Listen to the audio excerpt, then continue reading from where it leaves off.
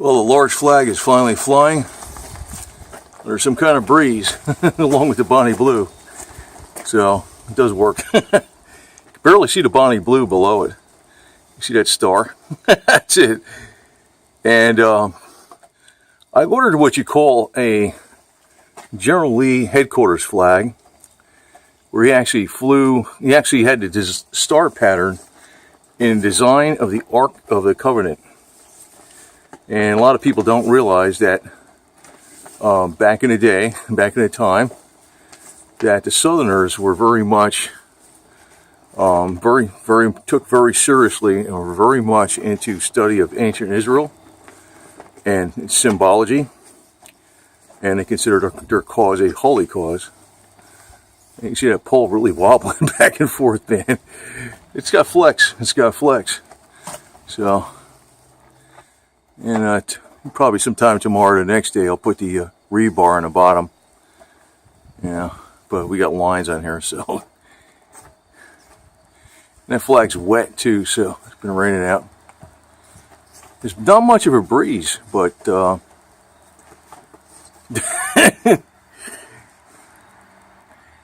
anyway, check out the when it's doing that, you can pretty much tell it's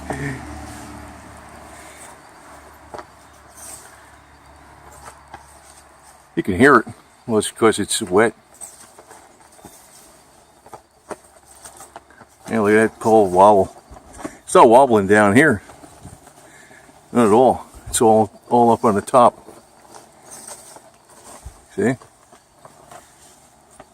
Nothing's wobbling down there. I guess that's how they designed it.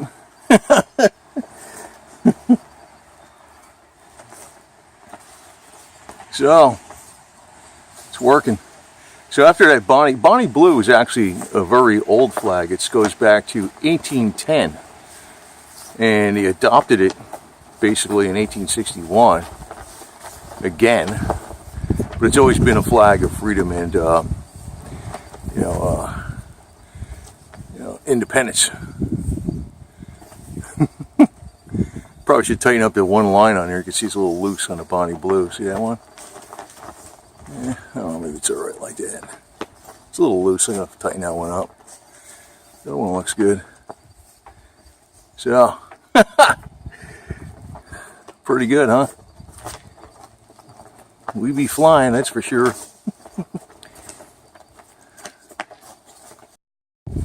And this is from the roadside. And that was what I was flying before, that little one. You can see the Bonnie Blue. I had the 5x8, that's a 4x6. That's what it was there before. And this is what's here now. There's a big difference.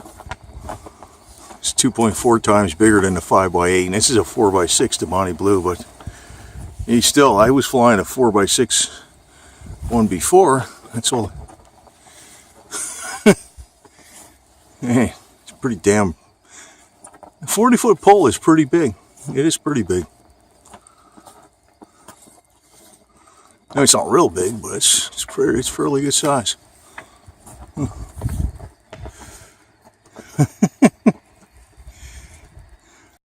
Now the camera's not picking up the flag in the background. You can see it real good, but the eye. With all the Christmas lights, though. Wow. Ah. Yeah, camera. I got to put a light on it because the camera doesn't pick it up as good. Still, it's wet too. It's raining out, but. I thought that flag wasn't going to fly because it was heavy duty material, but there's not much breeze out here at all, so you just need some breeze to blow. Get out like that, so it's going to work fine. It should last for a lot of years too, because it's a woven sewn stars. It's not a 2-ply polyester or nothing. It's I forgot what the hell you call it, denier 300 weight or something from Rebel Nation.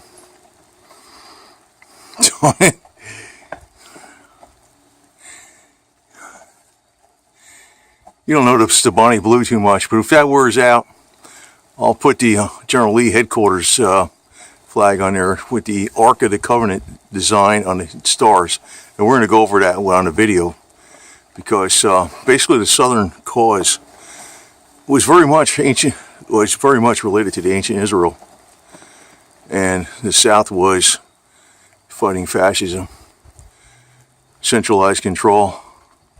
It's really what the hell they're fighting. It's amazing people don't get what the heck the South was really doing. You know, the oligarchs and the money powers have smeared the Southern cause successfully in the minds of people that they're actually triggered by this cross of, St. Andrew. Basically, that's what it is. But the Lee flag, headquarters flag, doesn't have the cross of St. Andrew. It has like the 3 bars, 2 red and 1 white, with the blue canton background for where the stars go. But the stars are shaped in a pattern of the Ark of the Covenant with 13 stars. That wouldn't trigger anybody because they haven't been brainwashed on that or anything. But the South was very much, studious on ancient Israel and its symbols. So they knew what they were fighting for. And someday the truth is really going to come out. It's going to come out, and it's going to look bad for anybody who said bad things about the South.